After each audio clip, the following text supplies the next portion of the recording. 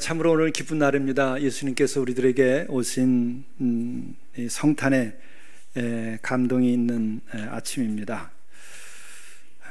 오늘 주어진 하나님 말씀 요한복음 1장 1절부터 7절의 말씀인데 정말 우리들에게는 생명의 말씀, 진리의 말씀이 담겨져 있는 곳입니다.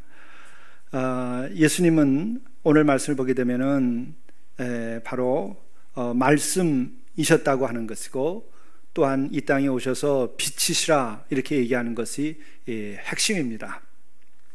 말씀이라고 하는 것은 무엇을 뜻하는 걸까요? 로고스라고 말하죠.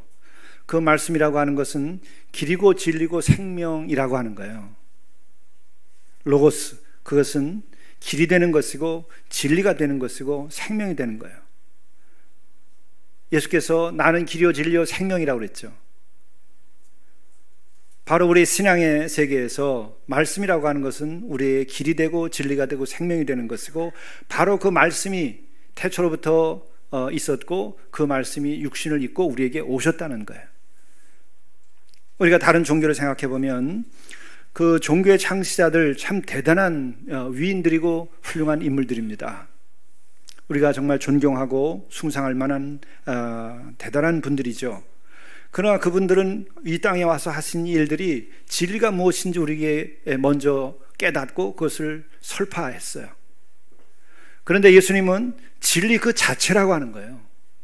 말씀 그 자체가 이 땅에 오셨다는 거예요. 그래서 그분 예수님 자신이 진리신 거예요. 그분이 말씀을 깨닫는 게 아니라 그분 자체의 진리가 있다는 거예요. 이것을 기독교인들이 바로 알아야 되는 거예요. 기독교인들이 다른 종파에 대해서 귀하게 생각하고 존중해야 됩니다. 그러나 우리는 어떤 신앙을 가지고 있는가에 대해서 분명하게 알아야 돼요. 그것을 모르면서 다른 것을 존중한다 그럴 때에는 결국 혼돈 속에 빠져요. 자기의 정체성을 잃어버려요. 우리는 서로 다름도 인정하고 서로 다름에 대하여 존중할 필요가 있어요. 그러나 나는 누구인가? 나는 어떤 생각을 가져야 되는가? 이게 분명해야 돼요. 성탄절에는 이것을 분명히 하는 절기가 돼야 한다고 하는 생각도 같습니다. 바로 말씀이 계셨는데, 말씀이 하나님과 함께 계셨는데 그 말씀은 곧 하나님이시고 그 말씀이 우리들에게 오셨다는 거예요. 이게 신비예요. 성탄에 우리가 1 더하기 1은 2다, 그것은 그냥 객관적 사실이고 그것도 우리는 진리라고 말할 수 있어요. 맞는 거니까. 그리고 2 이퀄 MC 스퀘어, 2 이퀄 MC 자승, 이건 상대성 원리의 하나의 그 방정식인데 이게 맞아요. 근데 이것 자체가 인격화돼서 우리에게 나타나는 것이 아니라 그것이 사물을 지배하고 있을 뿐이죠. 그런데 사물의 이와 같은 원리를 만들고 제공하고 또 이것을 운행하는 그 초월적인 그 로고스가, 그 존재가 인격화돼서 사람의 몸을 입고 나타났다고 하는 거예요. 그것은 하나의 원리가 아니라 원리를 초월한 존재였던 거예요. 만물을 창조하신 그 존재가 사람의 몸을 입고 사람 가운데 오신 거예요. 이게 성탄의 신비예요. 이것을 진정으로 깨닫고 받아들이는 이들이 참 신앙을 갖고 진리를 가지는 거예요. 이 말씀에 대해서 우리가 한 가지 더 깊이 생각할 것은 뭐냐면, 태초에 말씀이 있었다고 그랬는데 태초라는 것은 뭘까? 그것은 시간의 제일 처음인가 아닌가? 아니에요. 시간의 처음이라고 하는 것은 오늘부터 거꾸로 올라가게 되면 그 처음이 나오겠죠. 그게 태초인가? 아니라는 거예요. 태초는 뭐냐? 시간과 공간도 만들어지기 이전에 초월적인 어떤 포인트를 말하는 거예요. 왜? 시간과 공간도 피조물입니다. 현대 물리학이 다 알았어요. 시간도 피조물이고 공간도 피조물이에요. 시공간이 만들어진 거예요. 보이지 않지만. 이것을 만들게 한 그 어떤 존재가 있는데, 그 존재가 있었던 그 어떤 지점을, 포인트를 태초라 말하고, 그때의 어떤 모든 것을 만들 수 있는 그 진리 그 자체이신 말씀이 있었다는 거예요. 그게 로고스예요. 말씀. 그러면 이 말씀을 우리가 어떻게 다르게 표현할 길이 없어요. 그것을 우리는 하나님의 의식, 하나님의 정신, 그 로고스를 그렇게 표현할 수밖에 없어요. 창조주의 어떤 의식, 창조주의 정신, 우리는 그것을 또한 다르게 표현할 수 있는 방법이 없으니까 성령, 그리고 그것이 곧 예수님이다. 삼위일체의 이야기를 하는 거예요. 그 삼위일체는 이 시공간을 초월한 그 태초의 말씀이라는 거예요. 그분이 인격적인 존재로서 우리 피조물인 우리와 같은 모습으로 나타나서 우리와 함께 해줬다는 거예요. 이게 기독교의 교리의 가장 기초적인 것이고, 이것이 기독교의 신비이고, 이것이 참 믿음의 세계예요. 이것이 여러분들이 아멘으로 받아들이면 여러분은 그 초월적인 신비를 받아들일 수 있는 은혜 받은 사람들이에요. 이것은 은혜 없이 받아들이기 어려워요. 물질의 한계에 갇힌 사람들, 유물주의자들, 초월을 경험하지 못한 사람들은 받아들이기 어려워요. 그래서 은혜를 받은 사람만이 이 초월의 세계에 대해서 아는 거예요. 다른 모든 가르침, 굉장히 훌륭한 것들이 많아요. 동양에는 공자님이 계셔요. 그분은 이 사회 질서를 어떻게 잡아서 이상적인 사회를 만들 수 있을까, 그 꿈을 꿨어요. 그러나 그는 이 시공간 내에 존재해요. 그리고 사회적 관심이 컸고 정치에 대한 관심이 컸던 분이에요. 또 시달타와 같은 분도 있어요. 그분은 이 세상 살면서 이 고에 대해서, 고통에 대해서 깨달은 분이에요. 그래서 그것을 정신적으로 벗어난 그런 각성한 존재죠. 그러나 만물을 지으신 존재는 아니에요. 그거 외에 우리는 소크라테스라든지 플라톤이라든지 또 노자와 장자와 같은 많은 철학적인 깊은 사상을 가지고 있고 깨달음을 얻은 이들이 있어요. 도를 얻은 이들이 있어요. 그들도 또한 이 우주 내에서 일어나는 모든 현상에 대해서 그들이 깨닫고 그들의 생의 어둠에서 벗어났다는 것이지, 그분 자신들이 만물을 지으신 존재는 아니에요. 예수님은 그 만물을 지으신 그 존재가 우리에게 와서 우리와 함께 같은 몸을 입고 우리들에게 살았다는, 우리와 함께 살았다는 거예요. 그래서 예수님은 그 삶 자체가 진리이고, 그 삶 자체가 길이고, 그 삶 자체가 영원성을 갖는 거예요. 생명이라 이거죠. 길이요 진리요 생명이에요. 길은 우리 인간들이 가야 할 방향을 제시하는 거예요. 진리라는 것은 뭐예요? 깨달아 알아야 할 것을 말하는 거예요. 그리고 생명이라고 하는 것은 뭐예요? 그 생명은 영원한 생명을 말하는 거예요. 영생에 관한 얘기예요.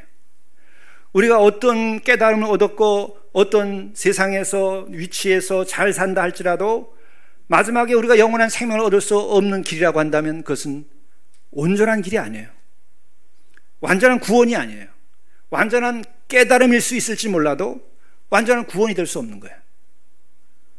우리의 삶을 근본적으로 해방시킬 수 없는 거예요.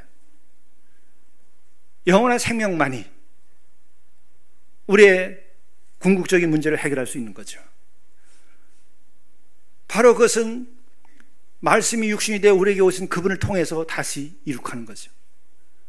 그 말씀은 영원한 것이고, 태초는 시간을 초월한 영원한 영역이고, 그 영원한 존재가 우리와 함께 했다는 것이 기적이고, 이것이 은총이에요. 이게 기독교의 은총이에요. 이것을 아멘으로 받아들일 수 있는 이들에게 진정한 자유가 있고 죽음을 넘어설 수 있는 세계가 열리는 거예요. 거기에 영원한 사랑이 있는 거예요. 길과 진리와 생명이 되는 것의 그 중심에 있는 것은 인간을 뛰어넘는 초월적인 사랑, 아가페적인 사랑, 하나님의 사랑이 깃들어 있는 거예요. 그것에 쬐이면 우리는 변화받고, 그것에 쬐이면 자유를 얻어요.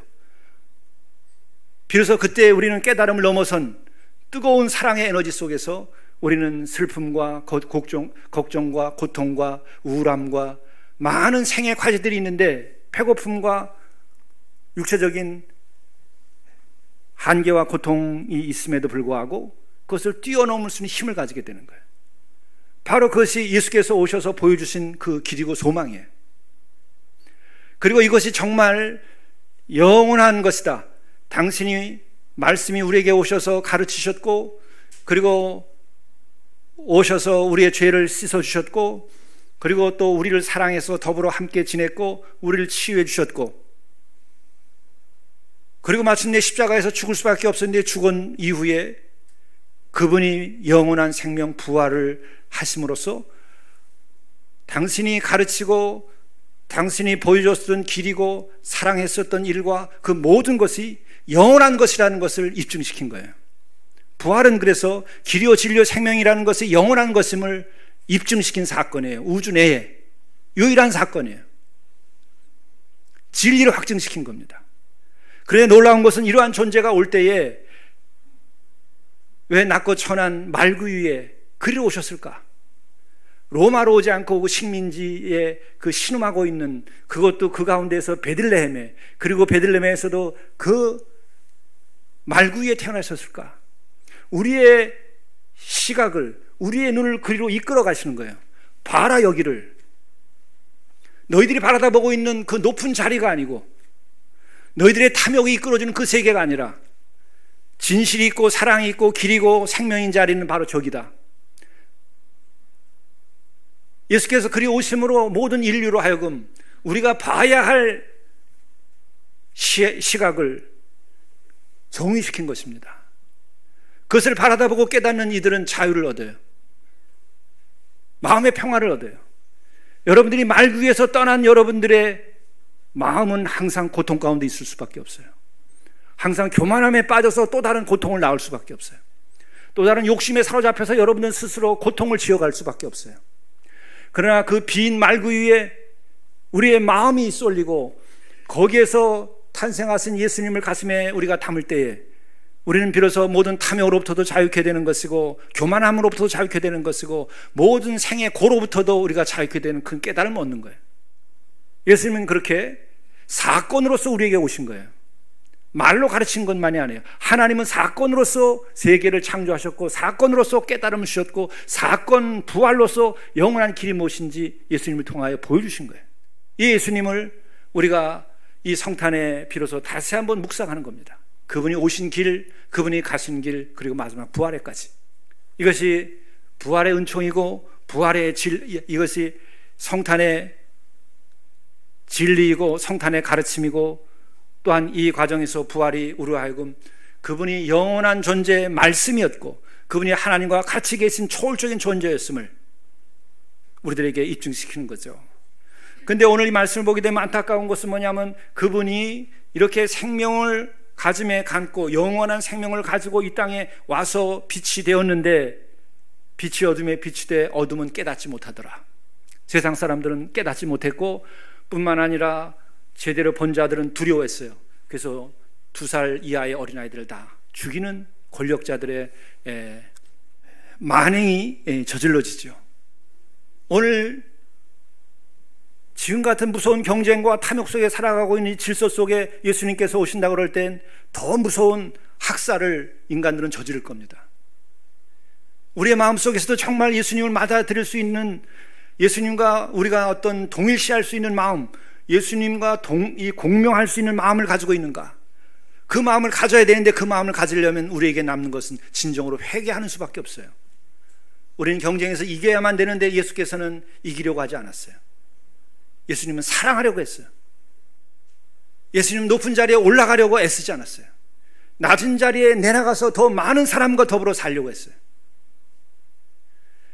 예수님은 평화를 깨서라도 이기려고 하고 자기의 세력을 확보하려고 하지 않았어요.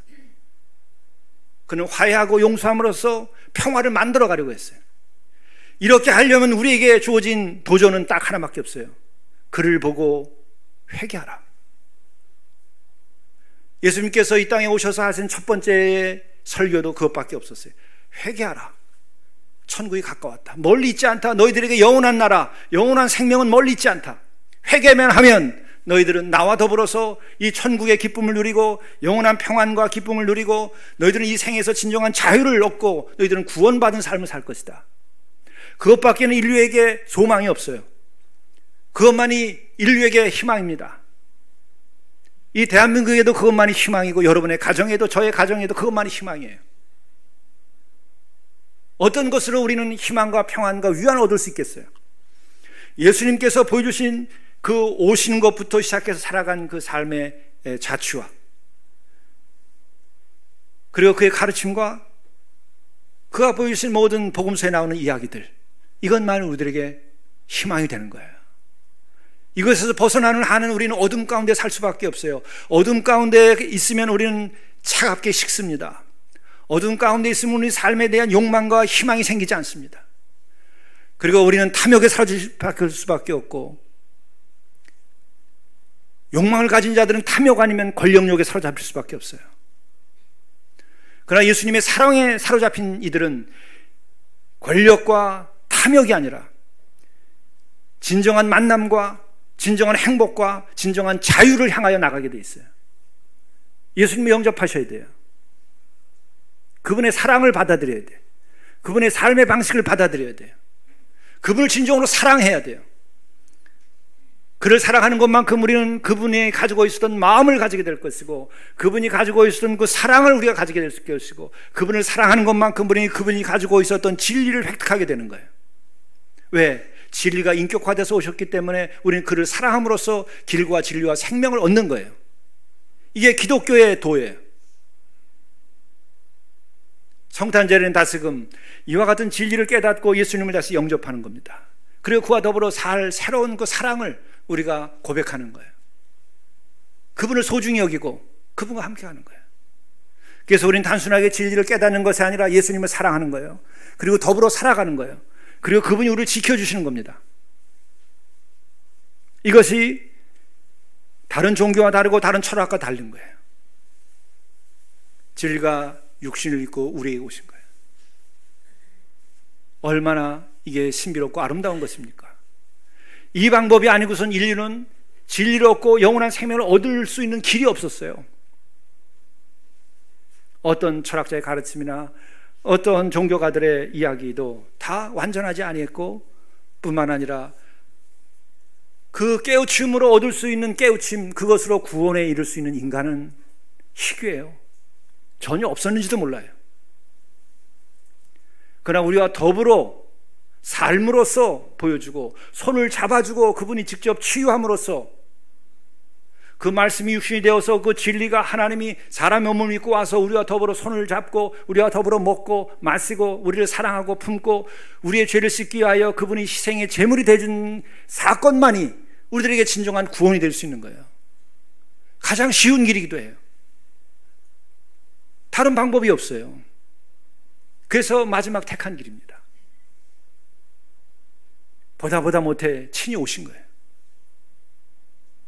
이게 성탄의 신비이고 성탄의 은혜이고 성탄의 진리입니다. 이런 은혜를 여러분들이 깨닫고 아기 예수를 모시고 우리가 새롭게 예수님과 같은 뜨거운 사랑으로 그 길과 진리와 생명을 얻고 우리가 살아간다면 우리는 그의 인도하심을 받아서 우리 자신들이 조그만 빛이 되는 거예요. 따뜻한 존재, 길을 안내하는 존재, 또 소금이 되는 거예요. 세상을 썩지 않게 하고. 만일에 이와 같은 영혼들이 이 지구상에서 사라진다고 한다면 여기는 짐승의 땅이 될 겁니다. 악마의 땅이 될 거예요. 이 땅은. 이 지구는 다른 길이 없어요. 이것이 우리 그리스도인들에게 주어진 소명이에요. 예수께서는 이 땅에 있는 모든 이들이 당신을 받아들이고 당신처럼 평안과 자유와 기쁨 그리고 희생적인 사랑 그리고 진정한 자유 그것을 누리며 살기를 원하시기 때문에 우리에게 오신 겁니다. 기도하시겠습니다. 말씀이 육시되어 우리에게 오신 주님, 우리에게 오셔서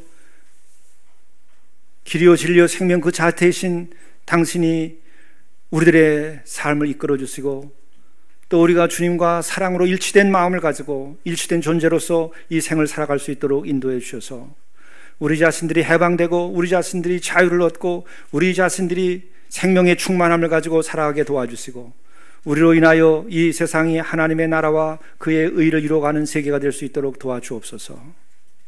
우리 구주 예수 그리스도의 이름으로 간절히 기도드리옵나이다. 아멘.